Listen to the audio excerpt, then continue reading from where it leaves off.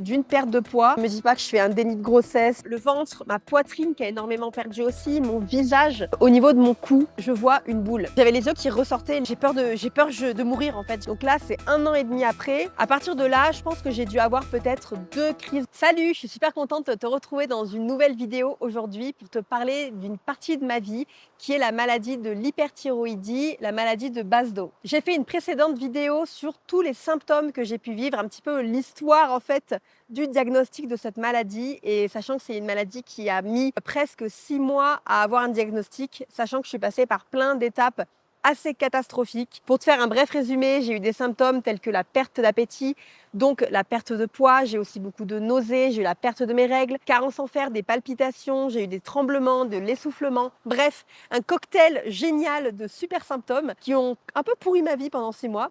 Mais je suis super contente parce que je m'en suis sortie et c'est vraiment le témoignage que j'ai envie de faire de cette vidéo. Petit rappel de la maladie de l'hyperthyroïdie, qui est une maladie qui concerne la glande de la thyroïde, qui est en fait un petit peu le centre de tout ton fonctionnement, tout ton bon fonctionnement de ton corps, puisque c'est elle qui va gérer toutes les hormones, globalement des hormones sexuelles, les hormones de reproduction, tout le métabolisme aussi.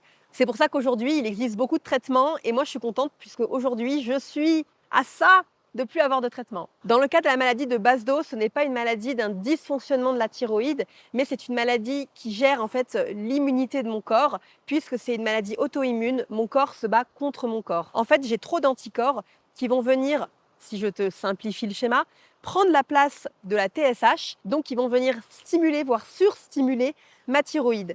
Et ce qui se passe du coup, c'est que la TSH qui est libérée de mon hypophyse, elle, va se dire j'arrête mon boulot, j'arrête de libérer la TSH. Et c'est ce qui se passe lorsque tu fais un diagnostic au niveau de ton analyse de sang et que tu vois ta TSH est à 0 et que tout ce qui va être anticorps pète les scores.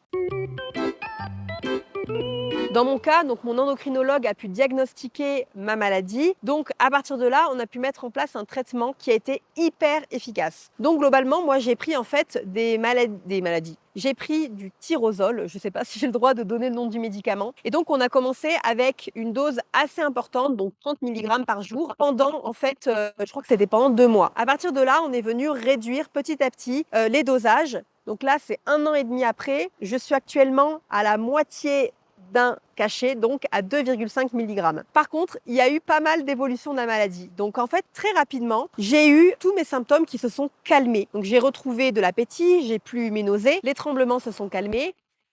Forcément, ma carence en fer a pu être rééquilibrée puisque j'ai pris du fer. Mais par contre, j'avais toujours des palpitations. Et c'est à ce moment-là que j'ai commencé à avoir de la tachycardie. C'est clairement horrible. Et par contre, c'est vraiment la conséquence la plus grave d'une thyroïde qui n'est pas soignée, c'est des problèmes de cœur. Que ce soit, par exemple, un dérèglement des battements du cœur ou alors trop de battements ou pas assez. Donc dans mon cas, dans mon cas, j'avais beaucoup trop de battements et donc j'avais des crises de tachycardie qui se déclenchaient en général la nuit alors que je ne faisais rien. Donc c'est vraiment quelque chose qui est un peu illogique. Et franchement, c'est une expérience qui est assez horrible. Je t'avoue que je me suis réveillée en pleine nuit, le cœur qui battait à fond. Je me rappelle, j'ai réveillé Baptiste. Je lui ai dit j'ai peur de mourir en fait.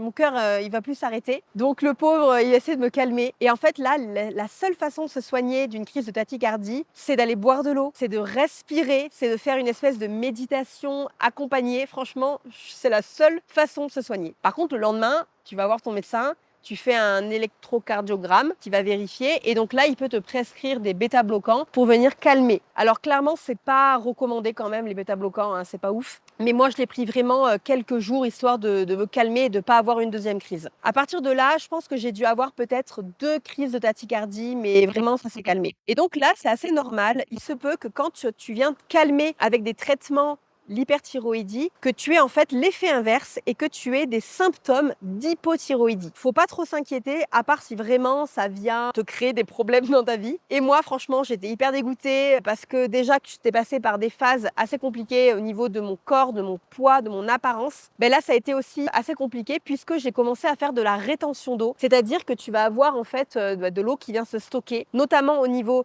des jambes, au niveau de la tête, tu as aussi le ventre qui se met à gonfler. Alors quand tu passes d'un corps qui a eu des changements et des bouleversements, par exemple, type vraiment perte de poids, pour ma part, je trouvais ça pas très beau parce que je perdais mes formes, je perdais mes muscles, dire c'est quelque chose qui me dérangeait. Là, je suis venue au contraire à gonfler, qui me plaisait pas non plus. Donc j'avais ce genre de symptômes. Tu as aussi tendance à du coup prendre du poids. Alors attention, ça peut être aussi de l'eau que tu prends, ça peut être voilà des conséquences comme ça pas très agréables. Alors on n'est pas sur des 20 kilos, hein, mais on est par exemple sur 3, 4 kilos, 5 kilos, etc. qui vont assez vite. Ensuite, tu vas avoir moins soif. Tu vas vraiment en fait avoir tous les symptômes de l'hypothyroïdie. Alors moi j'ai eu ça, le fait d'avoir moins soif, d'avoir le cœur qui bat beaucoup plus lentement, le fait d'être quand même fatigué, d'avoir les émotions qui sont assez mouvementées. Et par contre, j'ai commencé à retrouver mes règles. À partir de là, je suis allée voir mon médecin, je lui ai partagé ces symptômes, je lui ai dit que ça m'inquiétait un petit peu. Donc, elle m'a prescrit du Levothyrox. Et alors là, pareil, elle m'a dit, Élise, c'est vraiment, faut faire attention au Levothyrox. Il faut que ce soit dosé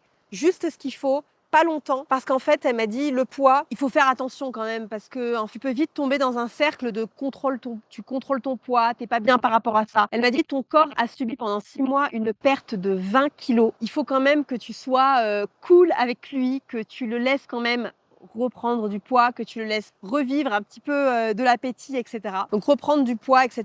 C'est normal, il faut pas trop s'inquiéter. Je t'avoue que j'ai essayé de mettre de côté ma petite pensée en mode oulala, t'as pris du poids, t'as maigri, t'as grossi. Forcément, ton entourage commence à te faire remarquer, oh bah dis donc, t'as repris des joues, tu reprends du poids, t'es en forme. Ça part d'un bon sentiment, mais dans ma tête, c'était en mode ah, c'est pas bien. Mais bon, ça pourra peut-être faire l'objet d'un autre sujet, d'une autre vidéo qui concerne le poids en général. À partir de là, on est à 6 mois après le traitement. Donc, je suis super contente. J'ai repris mes règles. J'ai repris mes règles sous la main. Non, j'ai retrouvé mes règles avec en plus un rythme qui est hyper réglé. Par contre, petit changement, j'avais les règles qui étaient beaucoup plus intenses en termes de douleur et en termes de fluidité.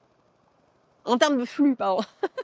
En termes de flux, je pense qu'en fait, mes hormones ont du mal quand même à s'équilibrer après ça, donc ce qui fait qu'elles sont assez intenses. Donc je pense, c'est pas très grave pour l'instant, mais je pense que je vais quand même surveiller. Globalement, donc après 6 mois, mes résultats de thyroïde ont été très bons. J'ai retrouvé en fait une TSH qui est remontée à des normes, dans les normes en fait, globalement. Mes anticorps qui se sont calmés. Globalement, on était vraiment parfait. Au niveau de mes symptômes d'hypothyroïdie, ils se sont calmés. Et à partir de là, un peu patatras, c'était donc à peu près à 8 mois après, j'ai fait un test, puisque je faisais tous les mois un test sanguin. Et là, j'ai vu que ma TSH, boum, elle est retombée. Elle n'est pas à 0, mais elle est retombée. Ça m'a un peu inquiétée. Donc à ce moment-là, elle m'a un petit peu augmenté le dosage de mon tyrosol. Donc je suis remontée, je crois, à 10 mg pendant un mois. Et à partir de là, j'ai rediminué à 5 mg. C'est toujours mon médecin qui m'a dit de faire les choses. J'ai pas joué avec ça. Et globalement, ça s'est vraiment calmé. Je suis super contente. Donc aujourd'hui, on est à 1 an et demi après le traitement. J'arrête officiellement dans 1 semaine.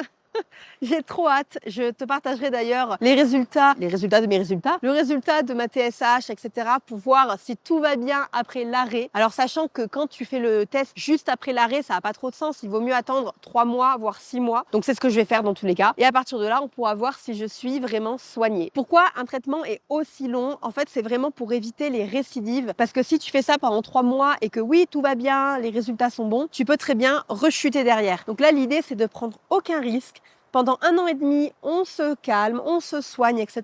C'est long, c'est très long, mais tu vois, on s'en sort. Là où je suis contente, c'est que dans mon cas, c'est une maladie qui va faire en sorte que normalement, elle va se stabiliser. Je n'aurai plus besoin de prendre de traitement, alors que d'autres maladies comme l'hypothyroïdie ou des maladies où tu viens enlever ta thyroïde, toute ta vie, tu es obligé de prendre des traitements. Donc, je suis quand même très reconnaissante, même si j'ai quelque chose, de me dire que pour ma part, ça va se soigner. J'ai confiance. Globalement, j'espère que cette vidéo t'a plu. Elle t'a permis aussi de mieux comprendre ce type de maladie, de l'évolution.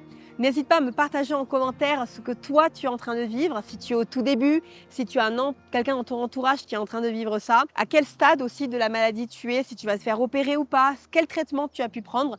Franchement, je pense que c'est la place, c'est l'endroit sur YouTube où il faut partager ce genre de choses. Vas-y, tu es libre. Je te fais des gros bisous et je te dis à la prochaine.